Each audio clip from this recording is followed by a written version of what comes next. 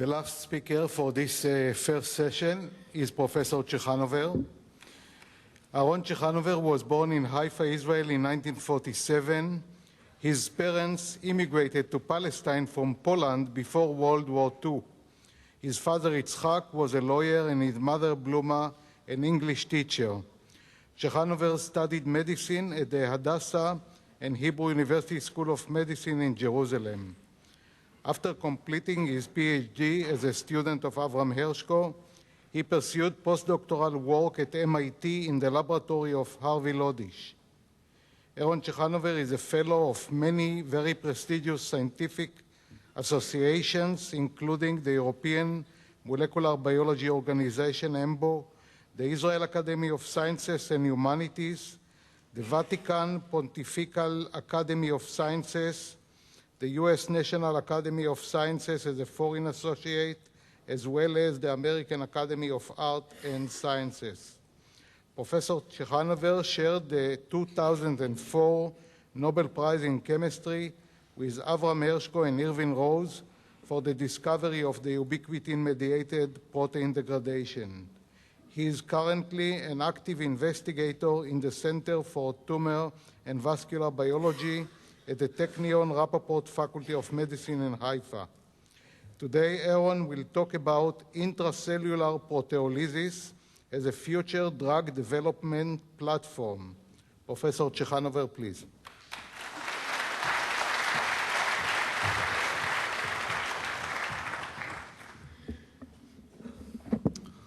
Good morning. Before I start, 3 short comments that may be even more important than what I plan to talk about. The first one, probably you're going to hear and heard already from all the laureates how happy they are to be here in this very exciting day for the Technion and for the country. And I join them in that happiness and excitement, and nobody can measure amount of excitement and happiness, but I think that mine is a little bit different at least. It's different in the sense that I was born in this city, in this country, at a crucial time, at the year that the country was established as an independent state. I got all my education in this country, in this city, went to the Hebrew University. Then I graduated this institute, the Technion. So this auditorium for me and this campus is a home. I've been to this auditorium numerous times, lectured from this podium numerous times, served in the Israeli army, fought in the Israeli wars. And here on my side is our flag, of which I'm very proud. So I think that this adds a little bit of a different dimension to me being here.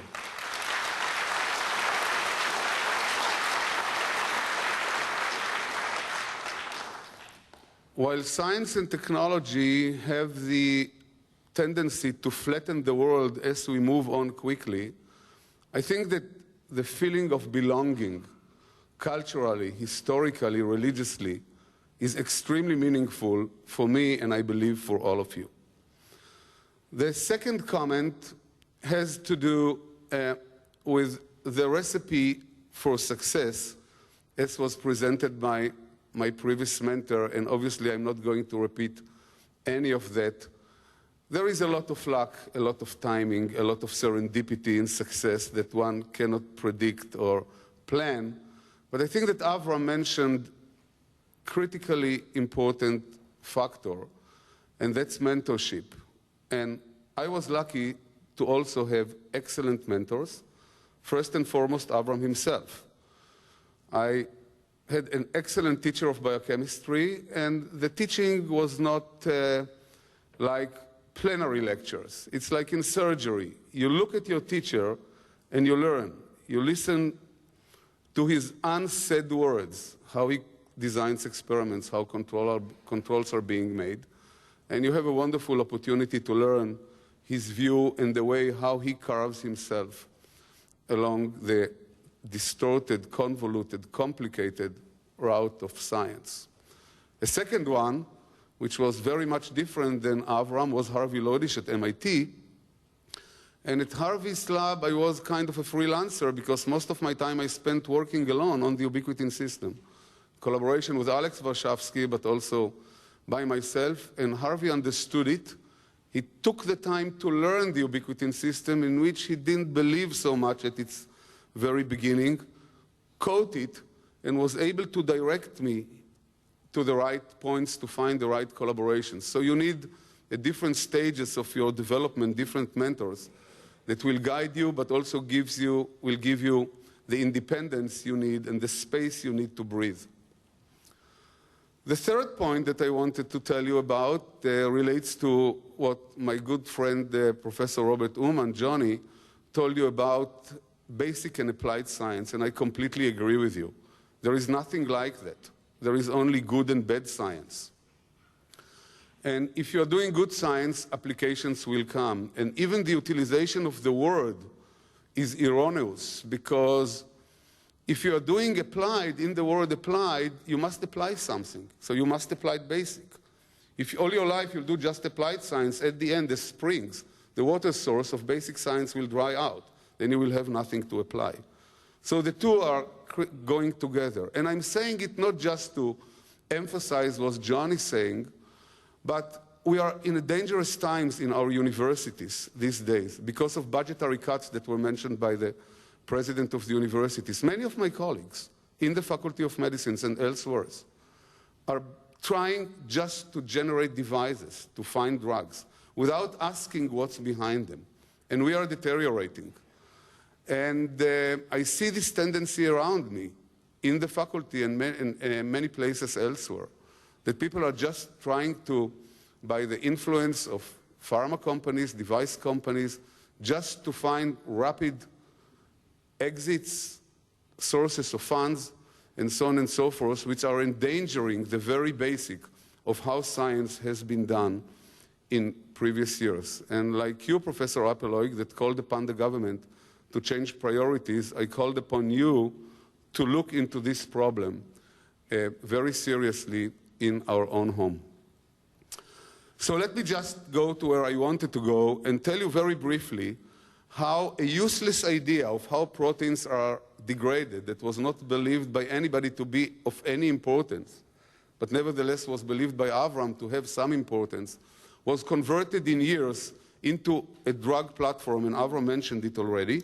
And I'll do it very briefly. I just mentioned only two examples. One belongs to the past that Avram mentioned, and one belongs to the future. So just to pay credit to one person, איפה הפוינטר?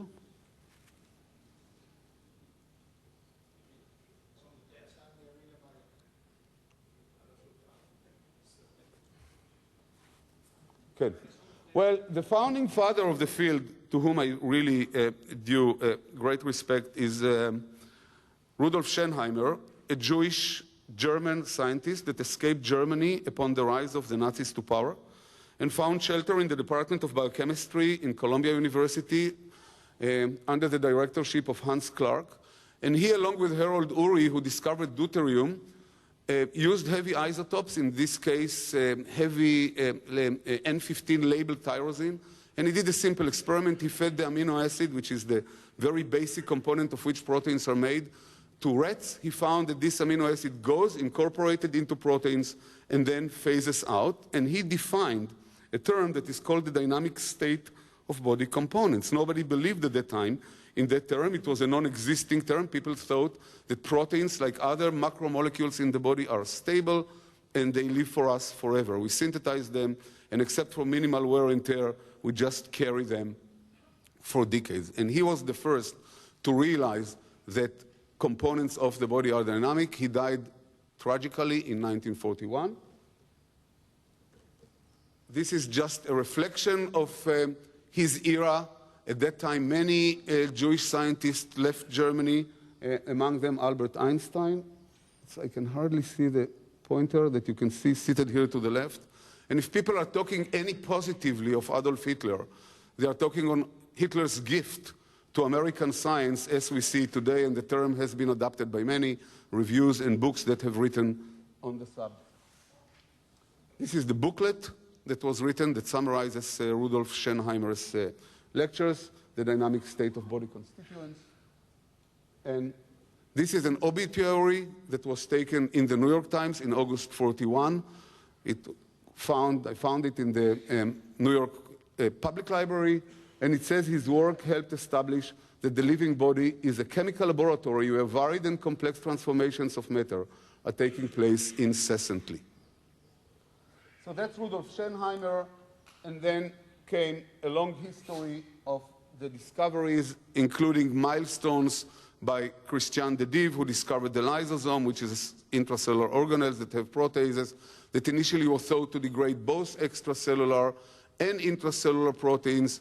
People realized later on in the mid-70s that the lysosome is involved only in one aspect of protein degradation, while another aspect was still missing, and that was leading eventually to discovery of this missing link, which is the ubiquitin system that Avram told you about.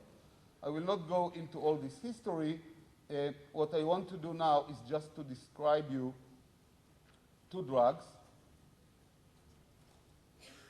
But before going to do so, I just want to tell you why at all the ubiquitin system can serve as a drug platform. And again, within this scope, I will just tell you about one disease, which is malignant transformation. And again, since it's a very heterogeneous audience, I will just simplify it as much as I can.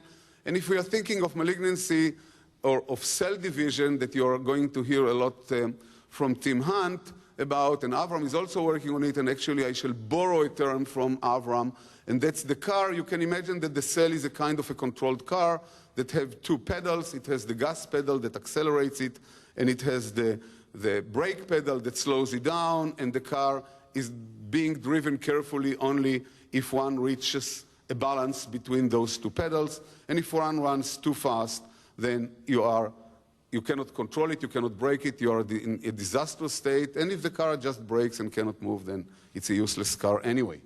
So in cancer, it's the same. The cell also has tumor suppressors, which are the brakes, and it has tumor accelerators, proteins that promote tumorigenesis. And you can see it on the two sides of the equation. On the right side, if tumor suppressors undergo increased degradation, the car loses its brakes and the cell will divide excessively.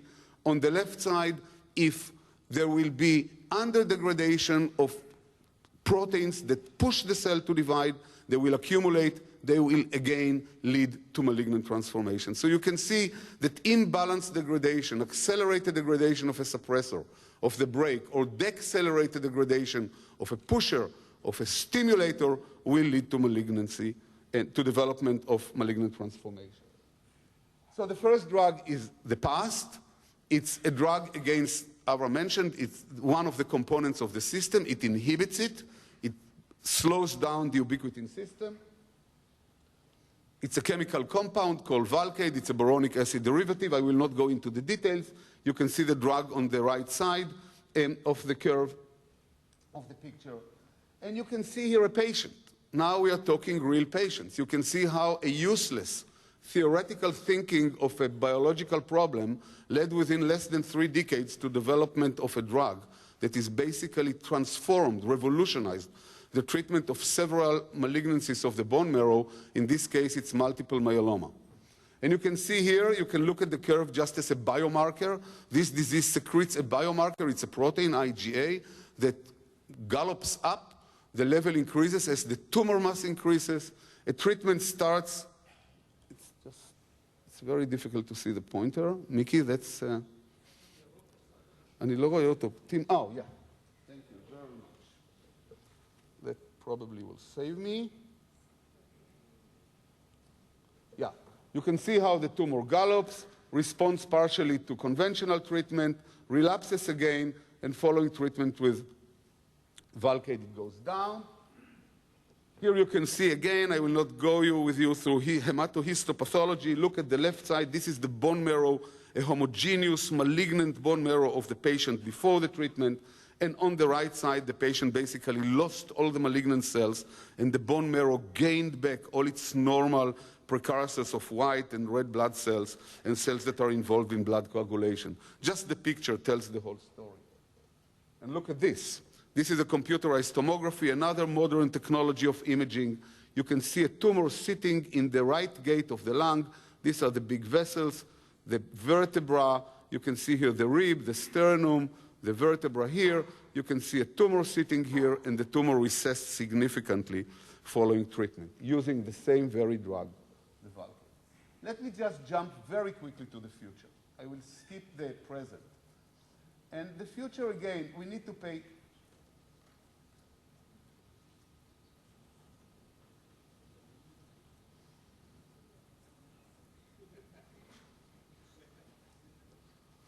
We have to pay tribute to a great scientist, probably the great scientist that ever walked on the face of Earth, Charles Darwin. We are celebrating in the year 200 years, and I'll develop the idea very, very slowly. People don't know about this book, about plants, but he predicted, basically, the existence of the plant hormone, the major plant hormone, which is called auxin. The book is on plants. I cannot even read for you the title from here because I'm in a very awkward position. But if you read here, you can see that Charles Darwin, he noted the plants bend towards the light, and he said it must therefore conclude that when seedlings are freely exposed to lateral light, some influence is transmitted from the upper to the lower part, causing the later to bend. So he predicted that there is something in those plants that lead them to bend. Took another 80 years, and the material was discovered with a very simple experiment of Wendt. What he did, he took this, he took the tip of the plant, cut it, put it in agar, with the assumption that this mysterious material fused into the agar, took this piece of agar, put it asymmetrically on the top of the excised plant, and showed that just the agar itself led to the bending. Something went into the agar that then diffused into the plant, that caused the plant to bend to the right. This material turned out to be extremely simple material. It's called auxin. This is the major hormone of the plant. And the auxin is involved in numerous processes occurring in the plant. Embryo development, fruit development, apical dominance, and so on and so forth. It's the one single hormone in the plant that carries out multiple functions in the plant. Now, why do I tell you all that? Forget about this complicated scheme. It took another almost 70 years to discover how auxin is working. And it's working via the ubiquitin system. It's a wonderful work of Mark Estelle from the University of Indianapolis in Indiana. And what he found is that the auxin is a molecular glue. It's a new term, and I'll tell you in a minute what it is. Typically, all the reactions in the plant are suppressed. They cannot express themselves. Why they are suppressed? Because there is a repressive element that is sitting on top of a key regulatory element. Auxin comes, glues itself to these repressive elements, take the repressive element, glues it to the ubiquitin system, and send it to its final destination. So it's a double-hand glue that takes a repressor and chops it down via the ubiquitin system. And by that, de-represses the system. It de-represses the system. And the system now can go and express itself. What this has to do with drug development? Our major problem in drug development these days, in general, not in the ubiquitin system, is to treat genetic diseases, mutations, where we have to replace a protein. We don't inhibit an excessive process, like I told you with the proteasome inhibitor, but we have to take a dead process and resurrect it, revive it again. So what's the idea of the molecular glue has to do with it? So here it comes and degrades. Now, it was found that in many, many cases of a major killer of human beings these days, men and women, the colorectal carcinoma, there is a problem with a protein that is not degraded properly. It accumulates. And this accumulation, this is an oncogenic protein, leads to cancer. And it's not degraded because there is a mutation in the system, in the ubiquitin system, that glues it into the ubiquitin system. It just doesn't recognize anymore the ubiquitin system. The protein is called beta-catenin. Normally, it's degraded, and it's in a very low level, and we are all perfect. But once it does not degrade, it's not glued anymore to the ubiquitin system, then it accumulates and leads to cancer.